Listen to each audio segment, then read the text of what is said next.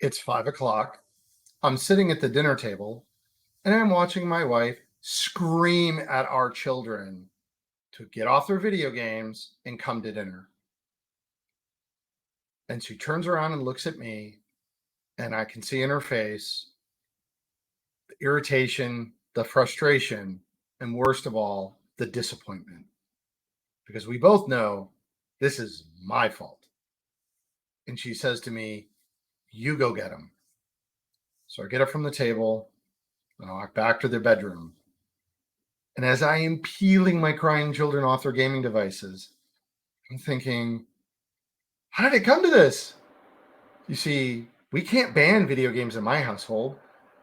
I work in the video game industry for a living.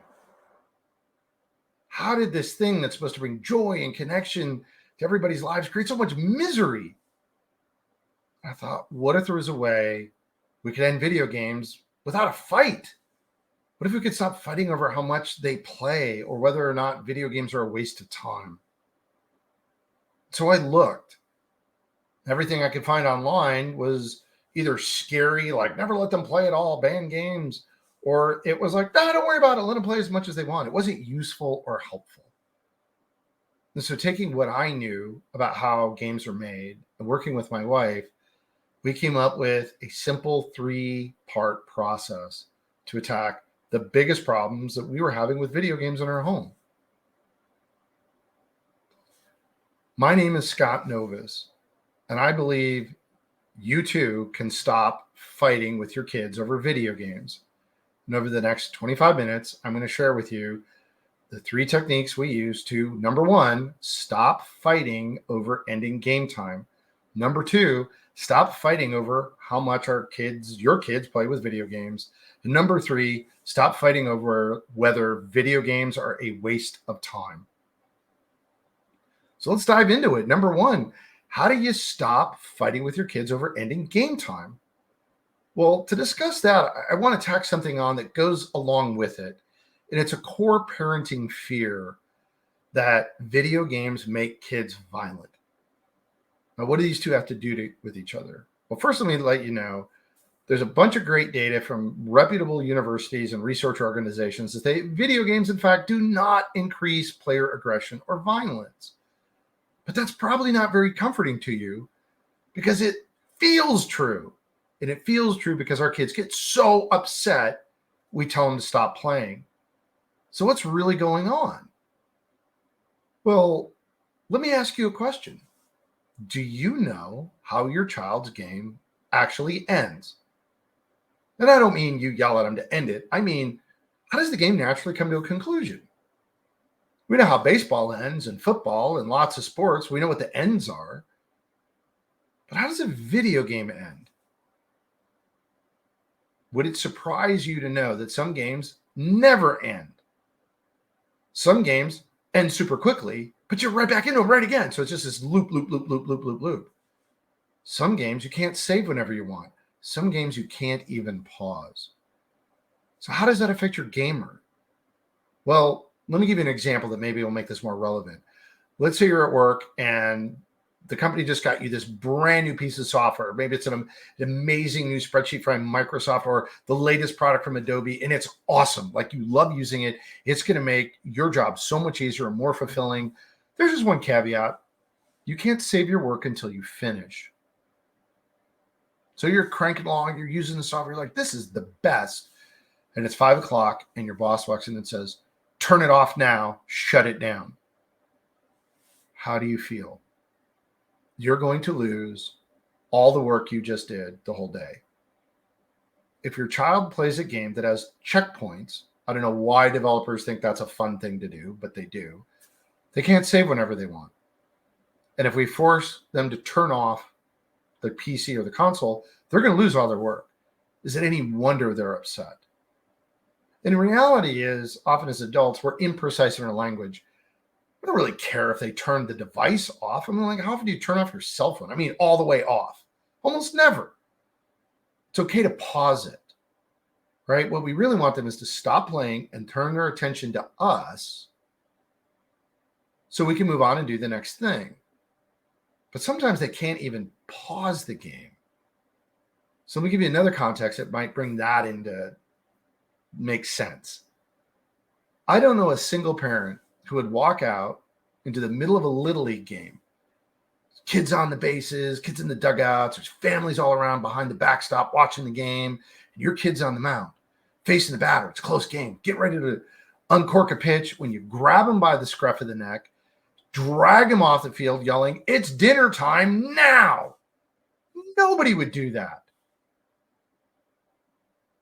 But in a video game, if you've ever done it to your child, you could be forgiven because the social cues are invisible, but the emotional context is identical for the player. You can't see the other team. They're just not visible to you. You probably didn't even know there was an audience. And yet that's what Twitch is all about. More and more people are watching streamed live competition at all levels. You might not even know who your kid's playing with. They got a headphone on and a microphone. You can't even hear the other players that are in the world. But they could be in the middle of just as much of an intense live match. So what are you to do? Well, step one, learn how your child's video game ends. The reason nobody knows how games ends is that they're all different. But the good news is you live with an expert who is only too happy to share with you in excruciatingly tedious detail how their games work. But that's the key. Start that conversation with, how does this game end? Can it be paused? Can you save whenever you want? Beginning to understand the context of how their games end allows you to implement part two, which is where the real magic is. Negotiate the end before they begin. In my experience, gamers game. When we have a hard stop, we can turn to our kid and go, "Hey, 5:00, we're in the car, off to grandma's house. You sure you want to start Fortnite with your friends?" Usually what they do is they pick something like, "I'll grab the Nintendo Switch and play Mario Kart," or "I'll play Pokemon on the DS." They'll play a game where they know they can pause it or take it with them, or they can end on time without creating frustration for their friends or any social embarrassment. And then maybe in a different context, like after homework, like instead of watching TV, it's like, "Hey, go ahead and play that game with your friends." And, you don't have such a hard stop. Now, let me give you a pro tip. If you've got a little bit of, whether it's flexible time or not, if you want to get a gamer's attention, don't touch them, don't scream at them, flick the lights in the room they're in. My company, Game Truck, we do 30,000 birthday parties a year. Thousands of times every Saturday, we have to end a video game party without hurting anybody's feelings. And this is what we do. By flicking the lights in the room they're in, you'll get their peripheral vision. It'll break their concentration, and they're going to look up. And that's when you make eye contact, and you can tell them, "Hey, you got 5 minutes to wrap it up." And we're moving on to the next thing. So if you know how the game ends and you negotiate the end before it begins, you can stop game time pretty much every time without the fight. But what about number two? What about fighting over how much they want to play? Now, you'll hear from lots of people, you got to control the amount of video game time your kids play. You're not going to hear that from me. Because what I really want to know is, are they getting enough of the right kind of social and emotional playtime? And I use those words specifically because when we talk about game time, we also have to bring in the other core parenting fear, that video games are addictive. And I had to do a lot of research into this to make sure I understood what the mechanics were. What I learned from Dr. Mark Goulston is that there are 3 dominant modes that human beings use to cope with deep emotional pain: numbing, depression, sometimes aggression. And the word is despair. That's the breaking point. That's where people start to drop into one of those behaviors. And the word despair literally means unpair, despair. When we have become socially isolated from the people around us and the things that motivate us, it hurts a lot and we need to cope with it. Now, the good news is the antidote is repair, literally coming back together and making new bonds and new friendships. Because when not just kids, anybody, as human beings, when we bond with other people, it promotes better relatedness. It's easier for us to relate to other people, better emotional regulation, and better resiliency. It's powerful stuff. So when we look at gaming, I want to know, is the gamer's social emotional needs being met? I'll give you an example. I first met Anthony at a video game tournament. We were hosting a Mario Kart tournament for the Boys and Girls Club in Chandler, Arizona. It's probably one of the biggest Mario Kart tournaments ever, like 250 players. We're holding it in their gym. It's a huge event. And I saw Anthony. Cowboy fan from his boots to his hat. He did not want to be there. But to his credit, he did bring his son. Now, when the tournament started, I'd see Anthony anywhere. He was probably on his phone, off doing whatever. But as his son started to win, suddenly Anthony was a little more present in the gym. And then he was near the table where his kid was competing. And then he was behind his kid. And when his son made the quarterfinals, Anthony was on the phone with his wife, telling her how good their son was doing in the tournament. And when he made the semifinals, Anthony FaceTimed her so she could watch too. Now, you probably have never been to one of these video game tournaments, and it's really common with the Mario-based or Nintendo-based tournaments like Smash Brothers or Mario Kart. But at the end of every match, the first thing the competitors do is shake hands, and they celebrate a good match. The higher level of play, the bigger those celebrations are, because getting really, really great competitive play is really hard, and the players really do appreciate it. It's excellent sportsmanship. And when his son won, that handshake didn't happen exactly the way it normally does, because Anthony grabbed his son in a big bear hug and lifted him out of the chair before he could shake hands with his competitor.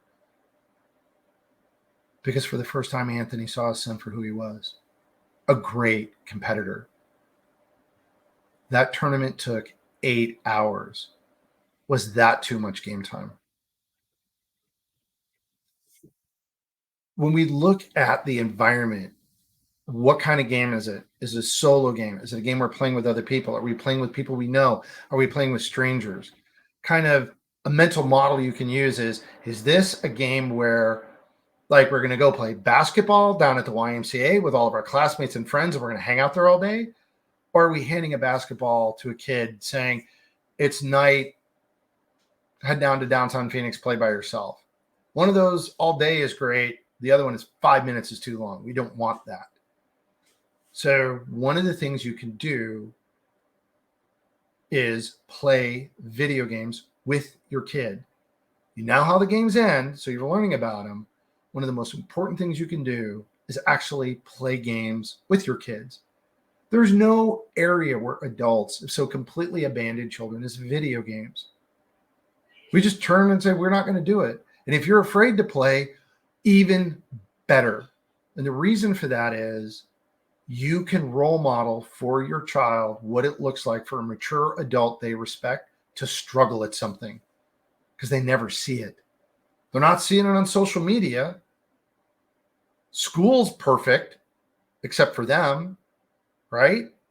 What about take your child to work day? Well, that's like a carnival with balloons and donuts. They don't see real work. They don't see customers yelling at us or friction between departments or missing deadlines or any of that stress. What that means is they often end up living in a world where everybody's perfect but them, and it's incredibly stressful. And so sitting down and playing alongside them can give you the opportunity to role model for them some of the behaviors that you want them to have when they struggle through difficult times and difficult problems. Now, let me give you a second pro tip. When you play games with your kid, do not pick a competitive game. Pick a cooperative game. Yes, there are a whole host of video games now that are called like couch co-op. You can play together. You can play collaboratively. You can play cooperatively. By taking competition out of the mix, it creates more opportunity for you to bond and learn together. And then once you've stepped into the world, you have a much better understanding about the types of experiences they're having. And it'll be easier for you to understand who they're playing with and what the social dynamic is. And I can tell you for me personally, there is not a single minute when I played with my kids that ever counted on the clock. That didn't matter at like that was free time. So I would encourage you to pay more attention to the social dynamic of who your kids are playing with and are they getting enough of the right kind of social time, like in-person tournaments where they can make friends and hang out with people. Are they playing online with people they can actually hang out with or with strangers? That context is way more significant.